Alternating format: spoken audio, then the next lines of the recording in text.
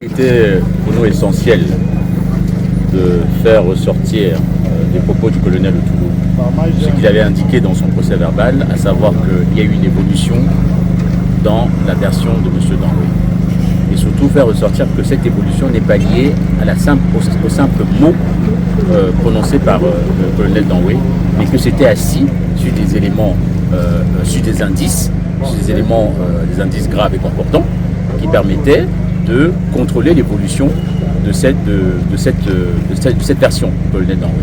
Donc il était aussi important pour nous de faire ressortir le fait que dès le départ de cette enquête, dès l'audition du DG Coeco, le commanditaire était totalement identifié. On savait qui avait engagé cette opération et pourquoi, enfin pour quelles conditions, du moins.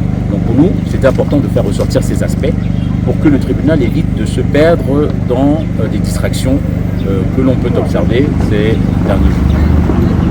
Alors, je dois vous dire que ça ne suscite rien de nouveau que ce qu'on savait déjà dès le départ. Au contraire, ça vient vraiment asseoir cette conviction que l'on avait.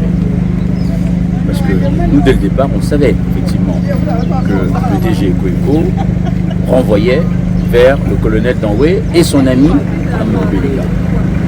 Donc pour nous, il n'y a pas une surprise, mais c'était important vraiment que ça ressorte aujourd'hui, à cet instant de la procédure, avec un témoin crucial, parce qu'il a été quand même directeur, celui qui a initié l'enquête et le co-directeur de l'enquête sur la commission mixte. C'était important qu'il nous confirme cette conviction qu'on avait, et ça a été fait.